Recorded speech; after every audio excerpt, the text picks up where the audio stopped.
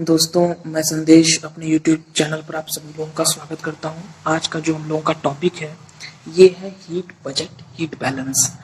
बहुत ही important topic है और आप पढ़ते भी होंगे हीट बैलेंस, जिसे हम हिंदी में ऊष्मा संतुलन बोलते हैं, और हीट बजट जिसे हम लोग ऊष्मा बजट बोलते हैं। लेकिन हम लोग इसमें बेसिक डिफरेंस नहीं कर पाते कि आखिर दोनों में अंतर क्या होता है। बुक्स में आप पढ़ेंगे तो आपका क्लियर कॉन्सेप्ट ये नहीं हो पाता है, तो मुझे लगा कि इस पे एक वीडियो होनी चाहिए जिसमें हम लोग हीट बजट को समझ लें और हीट बैलेंस को समझ लें, और दोनों में क्या समानताएं हैं, क्या डिफरेंसेस हैं, क्या ये दोनों अलग अलग टर्म्स हैं या एक ही चीज है। तो आइए इसको शुरू करते हैं। ये मैंने एक छोटा सा मॉडल बनाया है, और भी मॉडल्स अभी मैं आगे आपको दिखाऊंगा, तो उसको भी ध्यान से देखिएगा। हम लोग पहले यहीं से शुरू करते हैं। ये जो हमारा मॉडल है ये हीट बजट को दिखा रहा है, ठीक है। हीट बजट क्या होता है? जैसे आप समझते होंगे कि इकोनॉमिक्स से अगर आप रिलेटेड हैं, अगर इकोनॉमिक्स आपका सब्जेक्ट है या आपका इंटरेस्ट है, तो गवर्नमेंट बजट पास करती रहती है, ये सब आप जानते होंगे। या नॉर्मली भी इकोनॉमिक्स वालों को थोड़ा ज़्यादा इन सब चीज़ों में इंटरेस्ट होता है। नॉर्मली भी आप न्यूज़पेपर में पढ़ते होंगे, उसमें एक पूरा लेखा जोखा होता है सब चीज़ों का। ये जो हम लोग का हीट बजट है ये क्या चीज़ है? वैसी ही चीज़ कुछ ये भी है। बजट बजट जैसे घर का भी अपना एक बजट होता है, जो है मम्मी आपकी बनाती होंगी कि हाँ इस महीने का ये बजट हमारा है, ये काम हमको इतने पैसे में करना है, ये सारी चीजें होती हैं। तो हीट बजट में क्या होता है कि जैसे मान लीजिए ये है सन, और सन से जो हमें एनर्जी मिल रही है ये। और फ्रेंड्स, पहले मैं आपको एक चीज और बता दूं, मैंने कई जगह बताया भी है कि जो हीट बजट है जब आप इसको बुक्स में पढ़ेंगे तो आपको दो तरह का हीट बजट मिलेगा। एक यूनिट वाला सिस्टम है, मतलब उसमें यहाँ यूनिट लिखा रहेगा, और वो बिल्कुल अलग है, वो इससे टोटली डिफरेंट टाइप का है, काफी अलग है इससे। वो ओलिवर तथा हिडोरे, ये दो बहुत ही इंपॉर्टेंट बड़े जियोग्राफर हैं और क्लाइमेटोलॉजी में इनका बहुत योगदान है। ओलिवर एंड हिडोरे, बहुत जगह इनके फिगर्स आपको मिलेंगे, इनके कॉन्सेप्ट्स मिलेंगे। तो ओलिवर तथा हिडोरे ने यूनिट वाले सिस्टम से समझाया। और जो ये मैं आपको परसेंटेज वाला बता रहा हूँ, ये जो यहाँ आपके सामने है, ये जीटी त्रिवार्था का है, ये भी बहुत ही इंपॉर्टेंट है। तो मैं तो पर्सनली आपको कहूंगा कि आप मेन फोकस इसी पे करिए, वो भी कभी हम उस पर भी बात कर लेंगे। लेकिन वो मुझे ऐसा लगता है कि थोड़ा टफ है, उसको याद करना थोड़ा मुश्किल है।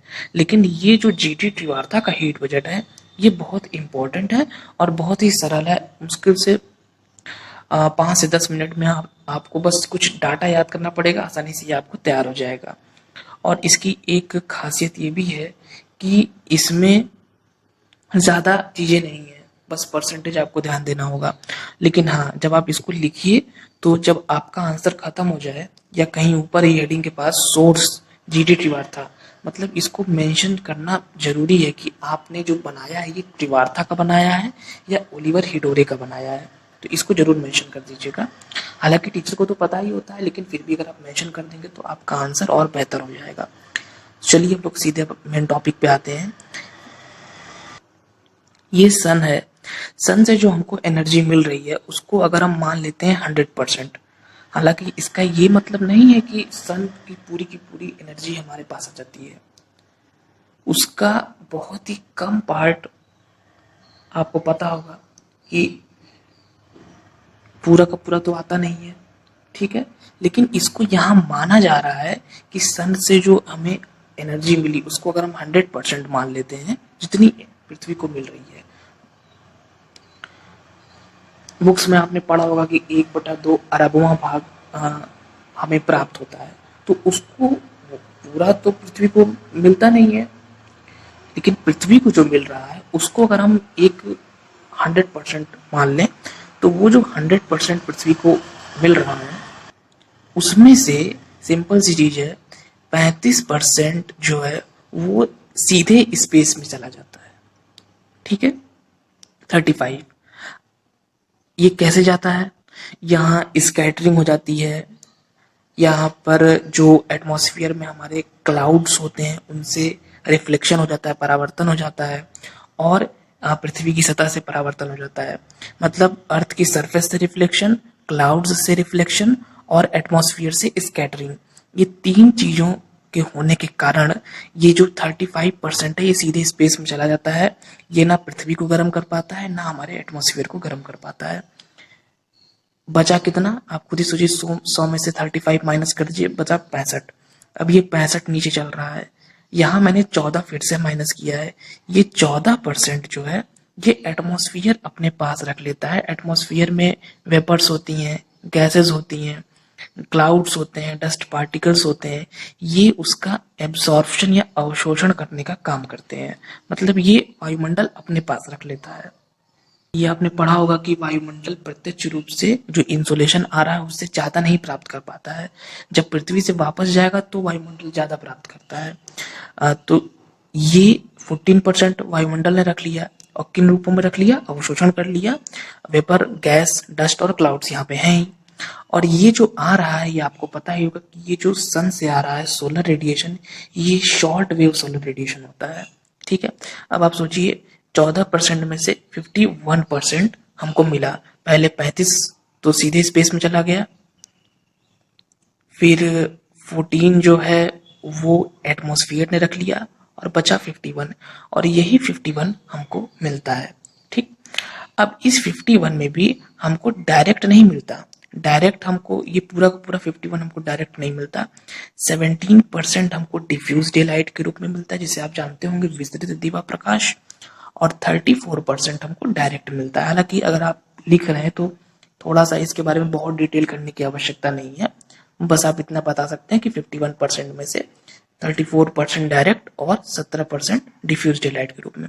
अगर शॉर्ट नोट आया है तब तो आपको सिंपल 51% आप बता सकते हैं, लेकिन अगर लॉन्ग में आया है आपके क्वेश्चन में तो आपको पूरा अच्छे से यहाँ पे करना पड़ेगा कि 51 में भी 2 पार्ट्स होते हैं। अब यहाँ पर एक चीज ये समझने वाली है कि आप ये सोचिए कि पृथ्वी, एक आपने हो सकता है एस्ट्रोनॉमी में पढ़ा हो। मैंने एक जगह इसकी स्टडी की थी एस्ट्रोनॉमी में, एक जगह मैं कुछ वीडियो देख रहा था, तो वहां पर मुझे एक जोन के बारे में पता चला, जिसे आप सर्च करिएगा नेट पे, Goldilocks zone. Goldilocks zone एक ऐसा जोन होता है जो, मतलब पृथ्वी गोल्ड, ऐसा माना जाता है, एस्ट्रोनॉमर्स ऐसा कहते हैं कि पृथ्वी हमारी गोल्डी लॉक्स जोन में है। गोल्डी लॉक्स जोन वह जोन है जहां पर, जो मान लीजिए कोई प्लेनेट अगर गोल्डी लॉक्स जोन में है तो उसका टेम्परेचर ना तो बहुत कम हो पाता है ना तो बहुत अधिक हो पाता है। ये एक उचित दूरी होती है सूर्य से, और पृथ्वी के साथ ऐसा ही है, ये गोल्डी लॉक्स जोन में है। तो ये नेचर ही है, नेचर की ऐसी, मतलब नेचुरली एक ऐसी स्थिति है कि एक तो पृथ्वी गोल्डीलॉक्स जोन में है, मतलब सूर्य से एक अच्छी, एक उचित दूरी पे है, ना तो टेम्परेचर बहुत कम हो पाता है ना बहुत अधिक हो पाता है। दूसरी बात ये सूर्य से जो हमें एनर्जी मिल रही है वो भी आधा अरबों भागी पृथ्वी को मिल रही है। अब उसमें से भी जो है सिर्फ हमें 51% मिल रही है, और 51 में से भी 34% डायरेक्ट मिल रही है। मतलब आप ये सोचिए कि एक तो पूरी की पूरी सन की एनर्जी अर्थ को नहीं मिल रही है, दूसरा जो मिल भी रही है उसमें से ओनली 34% डायरेक्ट मिल रही है। मतलब कि हम लोग, जो हमारे जो जीवधारी हैं, वो उनके जीवन के लिए भाई ज्यादा हीटिंग, तो फिर जीवन संभव ही नहीं हो पाएगा। तो नेचुरली इतनी अच्छी व्यवस्था है नेचर ने बनाई है कि सिर्फ ओनली 34% हमको मिल रहा है। ठीक है, तो यहाँ तक मुझे उम्मीद है कि आप अच्छे से समझ गए होंगे कि 100% में से सबसे पहले 35 माइनस करिए, फिर 35 में से एक बार आप 14 माइनस करिए, फाइनली बचेगा 51। और ये माइनस क्यों हुआ ये आप जान रहे हैं। ये होता है पृथ्वी का हीट बजट, मतलब ये एक पूरा लेखा जोखा, एक डाटा है।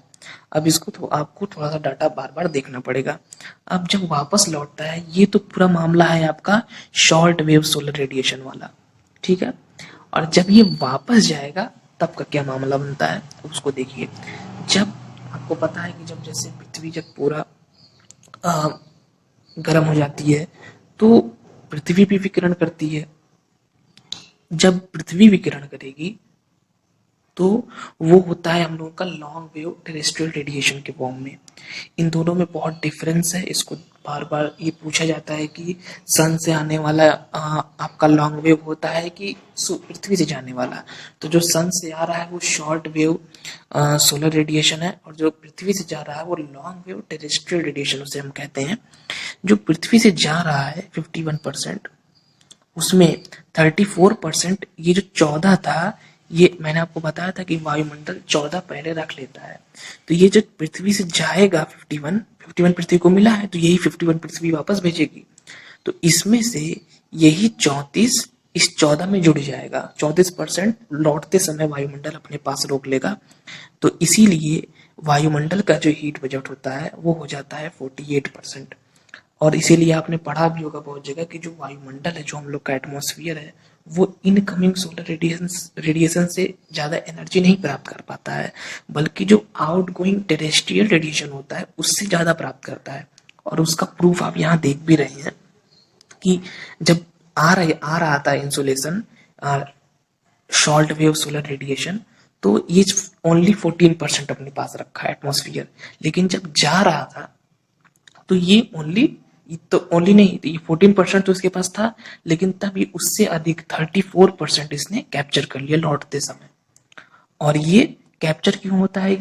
ये कैप्चर इसलिए होता है क्योंकि जो हमारे गैसेज हैं, ग्रीन हाउस प्रभाव के बारे में आपने पढ़ा होगा, एक लेक्चर हमारा उस पर भी उपलब्ध है, लिंक में मैं डिस्क्रिप्शन में मैं लिंक दे दूंगा, आप देख लीजिएगा। तो यहाँ पर डस्ट पार्टिकल्स हैं, गैसेज हैं, वेपर्स हैं और क्लाउड्स हैं, बहुत सारी चीजें हैं। तो ये क्या करेंगी, जब इंसोलेशन आता है उसके लिए तो ये अवरोधक का काम नहीं करते हैं, लेकिन जब वापस जाएगा तो उसको रोकने का काम करेंगे। और फिर वही आपका 34 + 14 48%। और ये जो 17% है ये तो गो टू स्पेस डायरेक्टली, ये सीधे स्पेस में चला जाएगा, लेकिन 34% रुक जाएगा। तो ये आपका होता है हीट बजट। अब हम लोग जानते हैं कि हीट बैलेंस क्या होता है। हीट बजट तो आपने समझ लिया। हीट बैलेंस, दोस्तों हीट बजट और हीट बैलेंस दोनों बिल्कुल एक दूसरे से जुड़े हुए टॉपिक हैं। इनको जब अगर आपके पेपर में हीट बजट आ रहा है तो आपको हीट बैलेंस बताना ही पड़ेगा, और अगर हीट बैलेंस पूछा जा रहा है तो आपको हीट बजट बताना ही पड़ेगा। तो इन दोनों को एक साथ ही पढ़ना बेहतर होगा। हीट बैलेंस क्या होता है? अब आप ये, मैंने आपको स्टार्टिंग में अभी बताया था कि हीट बैलेंस ऊष्मा संतुलन नाम से ही स्पष्ट है कि जो भी मैं आपको बता रहा था कि पृथ्वी गोल्डीलॉक्स जोन में है, पृथ्वी का टेम्परेचर ज्यादा नहीं हो पाता है, पृथ्वी एक उचित दूरी पर है सूर्य से अगर देखा जाए तो। लेकिन अगर हम इसको थोड़ा गहराई से देखें तो हमें ये चीज बिल्कुल क्लियरली समझ में आ रही है कि ये पृथ्वी की एक संतुलन की व्यवस्था है। नहीं तो ये भी हो सकता था कि पृथ्वी पूरा का पूरा 100% ले लेती, ये जो 35% जा रहा है, ये 14% जा रहा है, और ये 51 में से भी हमको सीधे सिर्फ 34 मिल रहा है। और उसके बाद भी पृथ्वी 34% या 51 कहें अगर इसको दोनों को जोड़ के, तो जो 51 पृथ्वी ले भी रही है उसको ऐसा नहीं कि स्टोर कर रही है, उसको जब अवशोषण के बाद जब पृथ्वी गर्म हो जाती है तो उसका फिर बाद में विकिरण करती है लॉन्ग वेव टेरेस्ट्रियल रेडिएशन के रूप में। तो यही जो है एक संतुलन की व्यवस्था है। मतलब इस प्रक्रिया के माध्यम से जो अर्थ है उसमें एक संतुलन बना रहता है। नहीं तो क्या होगा, अगर मान लीजिए ये जो है पृथ्वी वापस न भेजती, अगर ऐसी व्यवस्था ही नहीं होती ये, तो टेम्परेचर बढ़ता जाता और जीवन संभव ही ना हो पाता फिर। और अगर मान लीजिए दूसरी स्थिति होती कि पूरा का पूरा वापस भेज देती, और जो यहाँ रुक रहा है ये रुकता नहीं, ये पूरा का पूरा चला जाता। जो एटमॉस्फेयर 34 रोक ले रहा है ये रुकता ही नहीं, ये पूरा का पूरा जैसे 17% स्पेस में जाता है ये भी स्पेस में चला जाता है। मतलब कि लौटते समय कुछ भी न रुकता। तो जो अर्थ का टेम्परेचर है वो बहुत कम हो जाता, तो वो भी जीवन के लिए उचित नहीं है।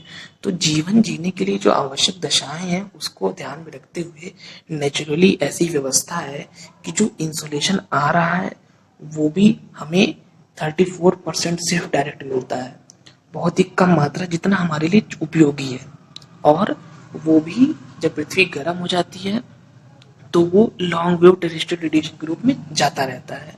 और जब ऊपर जाता है तो यहाँ पर एटमॉस्फेयर में लौटते समय एटमॉस्फेयर उसको कैप्चर करता है और पुनः फिर वहां से, आपको पता होगा, रेडिएशन वाले चैप्टर की लिंक मैं डिस्क्रिप्शन में दे दूंगा, उसको देख लीजिएगा, पुनः फिर से री रेडिएशन होता है जिससे पृथ्वी पर एक तापमान नियत बना रहता है।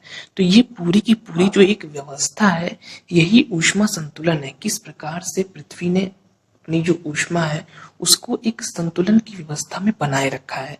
ना तो तापमान बहुत अधिक हो पाता है कि इतना तप्त हो गई कि जीवन संभव नहीं है, ना तो तापमान बहुत कम हो पाता है।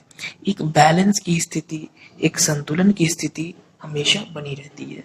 लेकिन वर्तमान समय में इस संतुलन की स्थिति में थोड़ा सा कह सकते हैं समस्या उत्पन्न हो रही है, ये संतुलन की स्थिति बिगड़ रही है।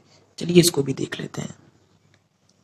ये एक दूसरा फिगर है, इसमें आप जो समस्या की उत्पन्न हो रही है ग्लोबल वार्मिंग के बारे में आप जान ही रहे होंगे, उसके बारे में हम थोड़ा सा बात कर लेते हैं। हालांकि उसका एक अलग लेक्चर अपलोड है, उसका लिंक मैं डिस्क्रिप्शन में दे दूंगा, लेकिन ये चूंकि जो हम लोग पढ़े हैं इससे रिलेटेड है तो यहाँ पर थोड़ा सा उसको देखना जरूरी हो जाता है।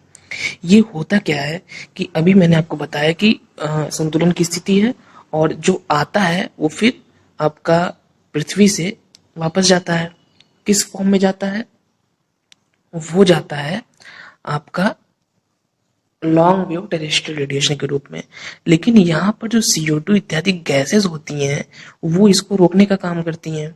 लेकिन जब आप ये सोचिए कि अभी चिमनियों से धुआं निकल रहा है, इतना ट्रांसपोर्ट से इतना पॉल्यूशन हो रहा है, इन सभी घटनाओं के कारण पॉल्यूशन इसका सबसे बड़ा रीजन है। इससे CO2 की जो मात्रा है, जो इसका परसेंटेज है, उसमें चेंजेस आ रहे हैं एटमॉस्फेयर में। और वही सिंपल सी बात है कि अगर CO2 की मात्रा बढ़ेगी तो जो CO2 नेचुरली थी वो जितना लॉन्ग वेव टेरेस्ट्रियल रेडिएशन को कैप्चर कर रही थी और फिर ये वापस काउंटर रेडिएशन हो रहा था, वापस आ रहा था, उसकी मात्रा में भी बढ़ोतरी होगी। भाई जब CO2 की मात्रा यहाँ बढ़ जाएगी तो जो लॉन्ग वेव टेरेस्ट्रियल रेडिएशन जा रहा था वो ज्यादा मात्रा में रुकने लगेगा और फिर वो वापस आएगा पृथ्वी की ओर। इससे वही ग्लोबल वार्मिंग की समस्या हमारे सामने आएगी। तो सिंपल सी बात ये है, फाइनली मैं आपको बता रहा हूँ कि जब भी हीट बजट, हीट बैलेंस पे अगर आप लिखें, अगर लॉन्ग आंसर आ रहा है तो हीट बजट को भी बताएं, हीट बैलेंस को भी समझाएं और थोड़ा सा ग्लोबल वार्मिंग को भी आपको ऐड करना पड़ेगा, क्योंकि हीट बैलेंस बिगड़ रहा है, इसीलिए ग्लोबल वार्मिंग हो रही है। और ये बुक्स में आपको इस तरीके से बिल्कुल भी नहीं मिलेगा, इसीलिए जो भी बताया गया उसको नोट कर लीजिए। हीट बैलेंस जो है ग्लोबल वार्मिंग से रिलेटेड टॉपिक है। हीट बैलेंस बिगड़ रहा है तभी ग्लोबल वार्मिंग हो रही है। बैलेंस अगर बना रहता तो कोई दिक्कत ही नहीं थी। और बैलेंस बिगड़ने का रीजन है जो CO2 का जो इंक्रीज हो रहा है। CO2 है, CFC है, HCFC है, बहुत सारी इसमें गैसेज होती हैं। तो फ्रेंड्स, इस प्रकार इस अध्याय में इतना ही। मैंने आपको ये भी बता दिया कि किस प्रकार से आपको इस आंसर को लिखना होगा, क्योंकि एक बहुत ही इम्पोर्टेंट टॉपिक है। और लॉन्ग आएगा तो भी आप लिख लेंगे, शॉर्ट आएगा तो भी लिख लेंगे। और जिस प्रकार से मैंने अभी आपको मॉडल में बना के दिखाया था उस प्रकार से एक नॉर्मल सा मॉडल आप बना सकते हैं। फिलहाल इतना ही। वीडियो अगर आपको अच्छा लगा हो, इन्फॉर्मेटिव लगा हो, कुछ आपने अच्छा यहाँ जाना हो तो वीडियो को लाइक करें, शेयर करें एंड हमारे चैनल को सब्सक्राइब करें। Thank you friends.